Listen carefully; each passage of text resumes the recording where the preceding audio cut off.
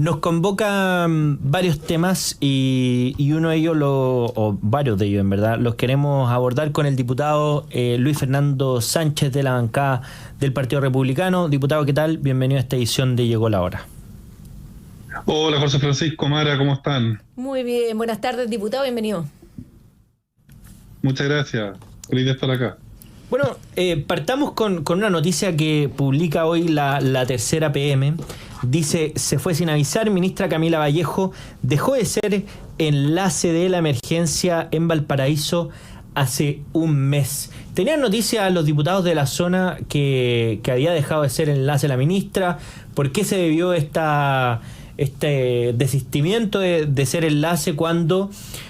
Hay que recordar que en el contexto del incendio la ministra no estaba de vacaciones, llega, la ponen como enlace, pero después abandona el buque a medio andar, ¿verdad? Sobre todo cuando vimos situaciones como las que vimos ayer a propósito de las lluvias, donde hay familias pasándolo bastante mal por la falta de reconstrucción. Mira, yo te voy a ser súper sincero, José Francisco. Yo tenía la impresión de que la ministra Vallejo había dejado de ser ministra de Enlace hace mucho tiempo.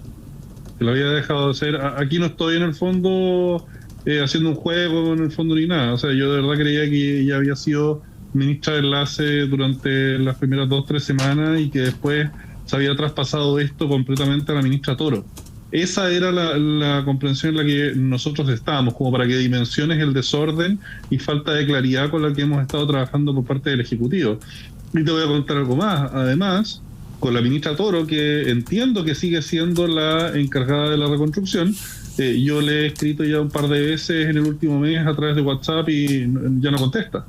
Respecto de casos concretos, en el fondo personas víctimas del incendio que tienen problemas de gestión con los beneficios y los apoyos que está entregando el Ejecutivo. Y la verdad, siéndote muy sincero, la única persona con la que he logrado tener comunicación en los últimos días vinculada con el tema de la reconstrucción es con el gerente técnico, el señor Coronado. Es el único que me ha contestado el teléfono en las últimas semanas. Y la verdad lo encuentro preocupante, porque aquí evidentemente, y yo se lo señalé al presidente de la República en las primeras horas después del incendio, los diputados tenemos un trabajo territorial bastante intenso aquí en la zona, tenemos vínculos, contactos, relaciones de cercanía, en algunos casos casi de amistad con dirigentes, con representantes locales, y evidentemente sus preocupaciones e inquietudes las canalizan a través de nosotros, no a través de un ministro. Nosotros somos los que podemos representarle al gobierno las situaciones que están ocurriendo en el terreno. Ayer, a propósito de la lluvia, yo estuve con una vecina de Villa Independencia en su casa, viendo en el fondo cómo se estaban comportando las viviendas de emergencia.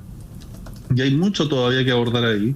Y en ese sentido sería importante que tengamos claridad respecto de quién está a cargo, quién representa al gobierno en este proceso de reconstrucción, y que esa persona, por supuesto, sea alguien que conteste el teléfono. Diputado, a raíz de eso se nos viene, las constantes tragedias que se vienen tanto en esa región como en varias otras durante el invierno, que son las lluvias, las heladas, en las cuales la situación de no tener casas permanentes o algo definitivo, bueno, de calidad, se vuelve bastante complejo para muchísimas familias. ¿Cómo se ve esa preocupación dentro de su región? Sobre todo, claro, tuvimos las lluvias recién, pero esto recién empieza. Claro, mira, Mara, yo la verdad le dije a la municipalidad y al gobierno en los primeros días después de la tragedia, cuando ya teníamos más o menos claro los tiempos del proceso de reconstrucción, del proceso de habilitación de las viviendas de emergencia. Tú sacabas algunos cálculos básicos y te dabas cuenta que íbamos a llegar al invierno, las primeras lluvias, y que la pega no iba a estar hecha.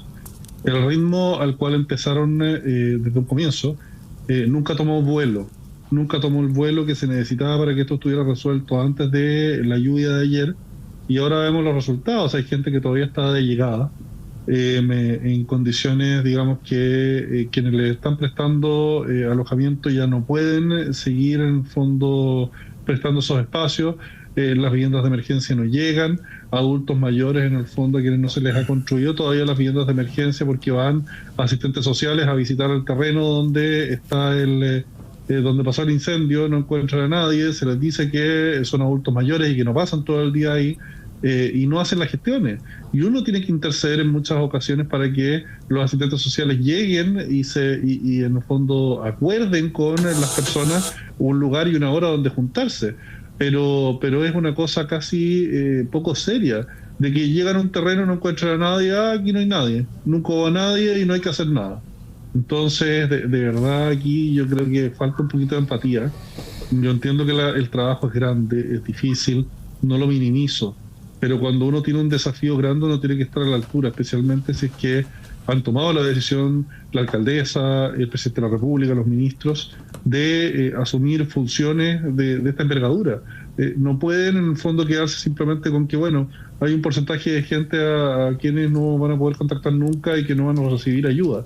Yo creo que sería importante también que el gobierno nos transparente de esa cantidad de gente que está establecida, fueron víctimas del incendio, cuántos no han podido ubicar y que por lo tanto no han recibido ni vivienda de emergencia ni ningún beneficio. Porque todas esas personas son personas con las cuales no se han hecho ni siquiera las gestiones suficientes para ubicarlo. Y ahí, diputado, a modo de resumen también, si pudiera graficarnos a los que no somos de la zona, a los que no hemos estado inmiscuidos en la reconstrucción ni nada, pero para el resto de Chile, ¿en qué está la etapa de reconstrucción ahora? Porque vimos la imagen a propósito del Frente Mal Tiempo, pero en el detalle mismo, ¿cómo están los plazos? ¿En qué situación está actual las familias afectadas por los incendios del verano pasado?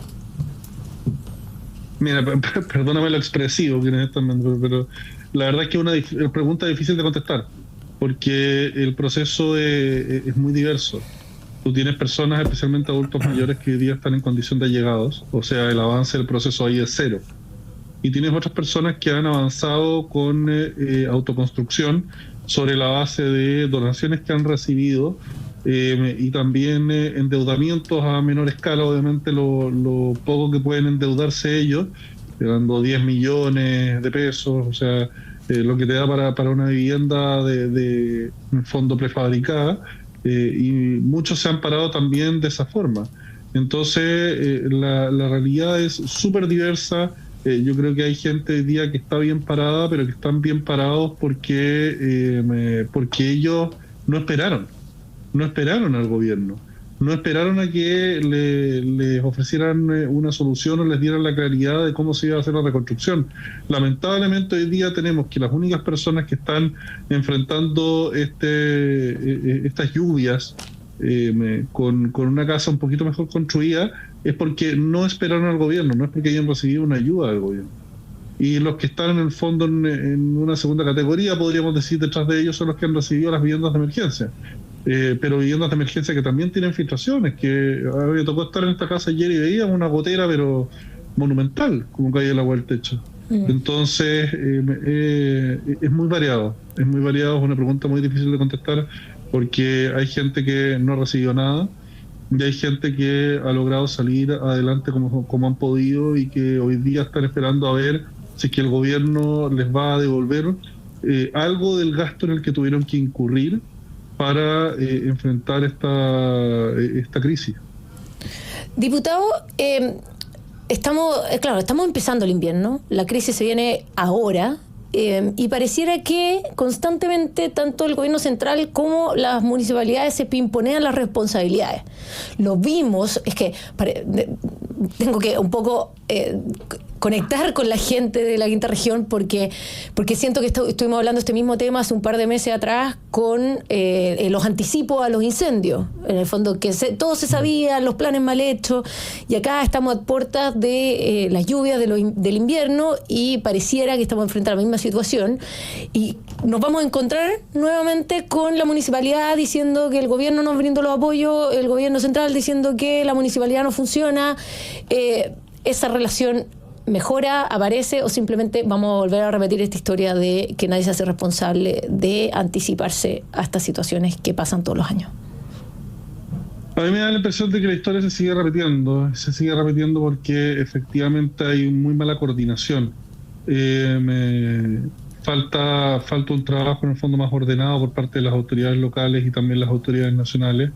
Yo lo he dicho en otras ocasiones, aquí lamentablemente se nota la falta de experiencia de los principales liderazgos que tenemos hoy día a nivel ejecutivo, a nivel municipal e incluso a nivel regional.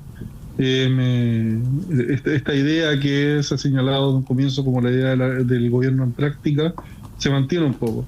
Y yo he tenido la posibilidad de conversar con algunas autoridades o gente de muy buena voluntad, gente que está tratando de sacar la pega para adelante, pero la falta de experiencia yo creo que les gana.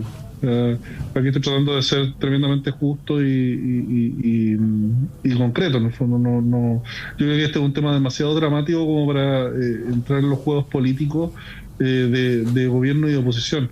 Pero lamentablemente aquí la realidad y la verdad de lo que está ocurriendo es que hay un desamparo muy grande por parte de las víctimas de este incendio, que algunos han logrado recibir las viviendas de emergencia, muchos otros no. Hay gente que está allegado, hay gente que se paró por sus propios medios, y esta falta de orden, digamos, o de que todos vamos avanzando al mismo ritmo y conjuntamente y en equipo, me refleja que el trabajo no se ha hecho bien, y lamentablemente no veo que eso vaya a cambiar en el futuro próximo.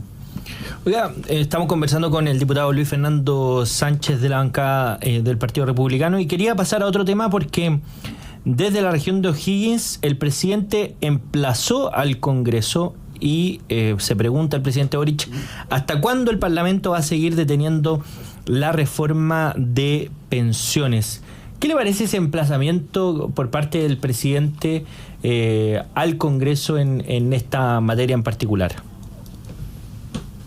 Mira, me llaman la atención los emplazamientos por parte del presidente de la República, porque también nosotros podríamos hacerle muchos emplazamientos a él.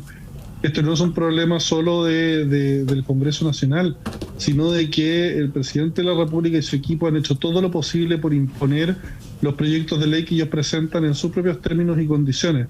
No dialogan, no llegan a acuerdos, y tienen unas anteojeras ideológicas que les impiden, verdaderamente les impiden buscar acuerdos con el resto de los sectores políticos.